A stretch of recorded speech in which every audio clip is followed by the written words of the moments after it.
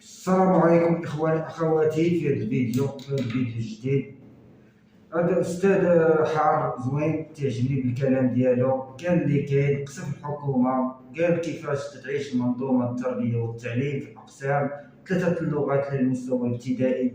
هذا الشيء ما يمكنش. خليكم مع هذا الفيديو باش تفهموا اكثر. نتمنى لكم فرجه ممتعه. تحية نضالية جميع الحاضرين والحاضرات، جميع المناضلين والمناضلات الذين حجوا من جميع جهات الرباط سلا قنيطرة وباقي جهات المغرب لمساندة الإخوان ديالنا والأخوات تاعنا والرفاق ديالنا والرفيقات تاعنا في إقليم القنيطرة. هذا الإقليم اللي تعرض لأنه جميع أنواع القمع والضرب والسحل من طرف للأسف طرف السلطات الأسبوع السابق. الرسالة واضحة بأننا كاملين جسد واحد، أي إقليم تمس غادي تكون مسيرة وطنية هنايا. هذه إشارة فقط، كانت فعلا مبادرة جهوية من طرف التنسيق الوطني لقطاع التعليم. المرة الماجية غادي نديروا مسيرة بالسيارات عبر جميع مناطق المغرب شمالا وجنوبا شرقا وغربا. إذا إلا الأستاذ أنك تمسو، إلا الأستاذ أنك تعاديه، هذاك الأستاذ اللي غادي تضربو راه قراك. حاشا واش توصل القيمة ديالو. وبالتالي هاد الناس خصهم يفهموا رسالة وحدة، بأننا كما كتقولوا حلينا الناس عينيهم. أكيد الأستاذ هو اللي غادي يحل الناس عينيهم، أكيد الأستاذ هو اللي يرجع الثقة لهذا المواطن المغربي المسحوق. أنا الرسالة واضحة، كما كانوا الناس كيتفرجوا في الكرة البارح وكيشجعوا المنتخب المغربي، كنتمناو أن هاد الناس يجيو دابا ويشوفوا الوضعية تاع المدرسة المغربية، كما كيتمناو ان المنتخب المغربي يفوز بكاس العالم. يجيو يشوفوا دابا الوضعيه تاع المغرب بين جميع الدول. للاسف المرتبه 101 عالميا، وباقيين للاسف كنفرحوا وكنحاولوا نسوقوا الانجازات وهميه.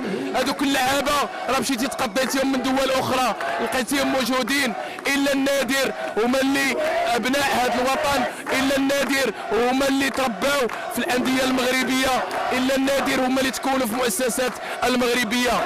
وبالتالي لا بغيتي تسوق شي انجاز اجي تسوق الانجازات في القطاعات الاجتماعيه اللي في الصحه وفي التعليم. للاسف كتقول بان نسبه الاضراب 30%، ما على بالكش لقاش ولادك كيقراو، ولادك ما كيقراوش في قسم مشترك. بالله عليك واش باقي في 2023 كنلقاو باقي قسم فيه القسم الاول والثاني؟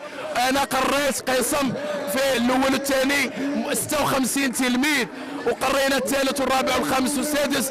للاسف واش هذه وضعيه صحيه؟ وكتجيو كتروجوا وكتقولوا لنا بانها تجربه ناجحه تاع الاقسام المشتركه، وبانها جبناها من كندا وجبتيها من استراليا. واش هذا للاسف يقدروا يصدقوا العقل؟ كتكذبوا على الناس في واحد الوقت من ما كانوش التسجيلات الصوتيه وما كانتش الفيديوهات وما كانتش الصور كتوصل. هذا القسم المشترك ممنوع للاسف ان استاذ يقري قسم تاع الثاني اللي تمكنوا مجموعه عندهم مجموعه من المكتسبات والمهارات، وتجي تقري معاه القسم الاول اللي عاد التحق لاول مره. كيفاش غادي نوصلوا؟ للاسف كيفاش غادي نوصلوا اننا غادي نرقيو راسنا بين الدول كما كتنافسوا في التعليم وكتنافسوا في الصحه؟ اجيو فعلا وريونا المنافسه الحقيقيه. واش باقي بالله عليك؟ القسم الاول التحضيري الدري باقي كتقريه الامازيغيه والعربيه والفرنسيه في مستوى واحد، باقي عاد تلتحق المدرسه. واش بغيتوا تكرهوا القرايه؟ مو الفرنسيه كيبدا ليه من اليسار، والعربيه كيبدا ليه من اليمين، والامازيغيه كذلك. شوف منين كيبدا، حنا براسنا ما عارفينهاش منين كتبدا. للاسف واش كاينه شي دوله كتقري التلميذ ثلاثه اللغات السنه الاولى باقي عاد خرج في الوسط القروي، باقي ما عنده لا تعليم اولي لا والو، وتالا عنده التعليم الاولي ما كيواظبش على الحضور. لماذا؟ لان الاسره القرويه راه كنعرفوا ما يمكنش تلتزم انها تقري ولدها عنده 4 سنين و5 سنين. اذا هذه مؤامره جينا نفضحوها احنا رجال التعليم، جينا نوضحوا للمواطن باننا الان في مرحله الفضح والتعريه وافساد الحفلات التنكريه. هاد الناس اللي كيسوقوا لنا الانجازات الوهميه يجيو يجاوبونا على حاجه واحده وما يحسدوناش واش هما حاسديننا على هذه المنابر الاعلاميه؟ واش حاسديننا على اننا كنعبروا على الراي ديالنا؟ ياك خديتوا القناه الثانيه وخديتوا القناه الاولى وخديتوا ميديا واحتكرتوا جميع المنابر الاعلاميه اللي كنخلصوها من مالنا الخاص، كنخلصوها من الضرائب ديالنا، وما يمكنش تستقبلونا وما يمكنش تصادفونا، لحقاش غادي نفضحوكم، غادي نعريو الحقيقه، غادي جينا نعريو الحقيقه. اذا حنا في مرحله كل ما عطلتي الحلول اكيد غادي تفاقم النتائج.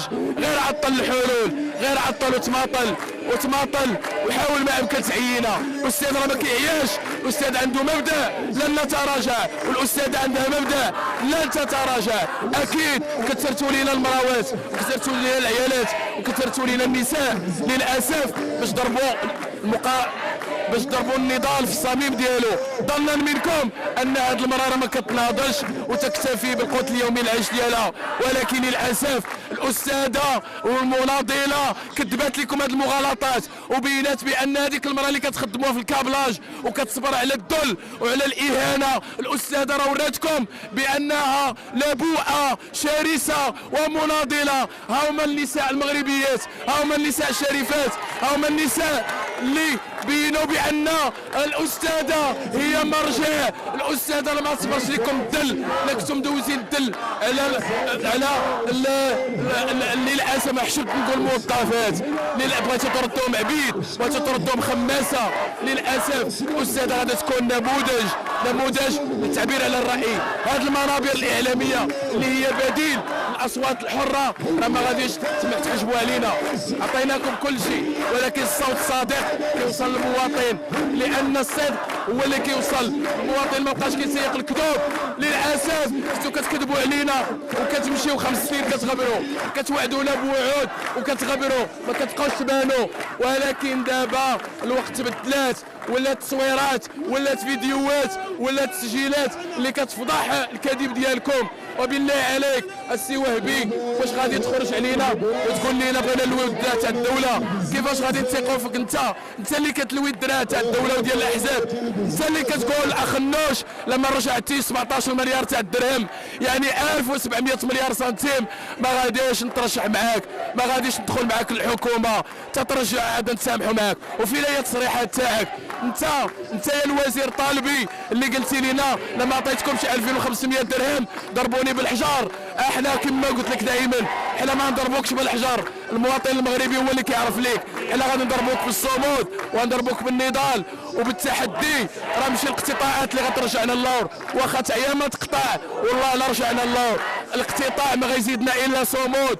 غير ربح الوقت وماطل لمصلحه المدارس الخصوصيه وهذه القطاعات الخاصه اللي كنعرفوا بان المشاريع تاعكم كلها في القطاعات الخاصه. عندكم مستشفيات خصوصيه وعندكم مدارس خصوصيه، ولكن للاسف نهار ولد البناي ما يقراش مع ولد العامل، وولد الباشا ما يقراش مع ولد الصبار.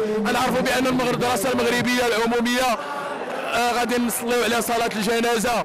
الا ياك تمشيو دوزوا العطل تاعكم في الدول الاخرى، ياك كدوزوا الكونجيات تاعكم في الدول الاخرى وكتجيو منبهرين وكتجيبوا لنا الشجر النخل وكتجيبوا لنا الرخام، علاش ما تجيبوش لنا شروط الاشتغال؟ علاش ما تجيبوش لنا التعميم تاع الصحه والتعليم؟ ياك هذيك الدول كامله بدون استثناء الا النادر ما عندهاش خصوصي، قطعات مع الخصوصي، كل شيء كيقرا في المدرسه ديال الدوله.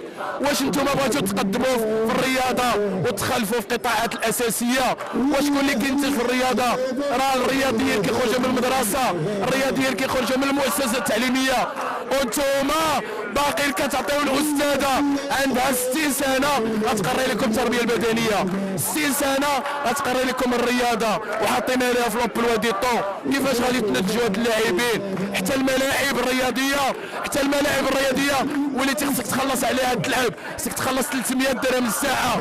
اذا نتوما تستثمرون للاسف حتى الطاقات ما تخليوهاش تطلع. اذا مشاكلكم كثيره وهاد المنابر الاعلاميه اللي بغيتوا تقطعوا علينا راه حنا اللي عارفينكم كذابه، وحنا اللي عرفناكم بانكم ماشي صادقين. واخا تحتكر جميع المنابر الاعلاميه واخا تحتكر الدوزيام، واخا تحتكر الرباط، راه عارفين بان اللي كيخرج من القلب كيوصل للقلب، واللي ما كيخرجش من القلب عمره ما يوصل. خرجوا هذوك الخرجات البهلوانيه، راه ما كنتهدوش، حنا ما كنتهدوش، حنا جينا نفضحوكم، جينا نقولوا بان استاذ. انا خدمت في منطقه الشفشاون وما كنتكلم الا بالدليل، استاذ تاع الفيزياء ساكن في كراج بدون مرحاض. كيفاش غادي يعطي هذا الاستاذ؟ استاذ كتصيفطو القريه، واش القريه ما هزاش تما ليها؟ واش القريه ما لقاوش حتى الناس فين يسكنوا؟ عاد غادي يسكنوا الاستاذ؟ واش هاد الناس ما هازين حتى راسهم؟ عاد غادي يسكنوا 30 استاذ كنسلوا منطقه نائيه 80 كيلومتر بيس، 70 كيلومتر بيس. ابن يعقوب، مجموعه مدارس تيزرت، مجموعه مدارس تيكزميرت، مجموعه مدارس تسميات نحشموا نقولوها، لعقاش سميات كتسد الشهيه للاسف.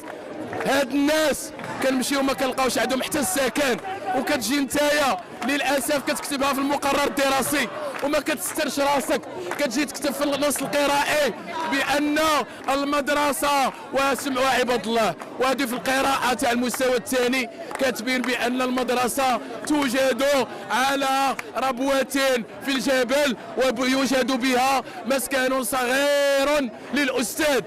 شوف الصوره اللي بغيتي تروج على الاستاذ، الاستاذ غتعطيه مسكن صغير وكاتبها تما القايد والباشا، تعطيه الفيلا وتعطيه الطوموبيل وتعطيه المخازنيه يعسوا عليه، والاستاذ تعطيه مسكن صغير. وبالفعل مسكن صغير ما يهج حتى الكلب ديالهم، حتى الكلب ربما يصاب بالاكتئاب لا مشى سكن داك السكن، وهذاك السكن غادي يتباراو عليه 30 استاذ. للاسف حنا عاد بدينا معكم، لا كنتي كتساين بانك تعينا لمصلحه القطاع الخاص، القطاع الخاص غادي نجيو نفضحوه وغادي نعطيو جميع المعطيات اللي غادي تكون صادمه. الاسره المغربيه وذاك الاب المغربي والام المغربيه، راه ولدك من كدير القطاع الخاص، هذاك الاستاذ راه كيتخلص 1500 درهم حتى ل 1800 درهم، كي غادي يدير يقري لك ولدك هذيك الدار اللي فيها 100 مترو ولا 120 مترو والدري مخشي في بيت. للاسف حشم نقول قاعه. اخواتي الا عجبكم هذا الفيديو ناصرونا، لجان التعليم تيتمناو لكم هذا الفيديو تنشروه بزاف، حنا تنشاركوا في النشر ديالو اللي وصل عدد كبير من المغاربه باش يفهموا كيفاش تعيش منظومه التعليم، وعلاش ولادنا ما تيقراوش وما تيجيبوش النقاط زوينه.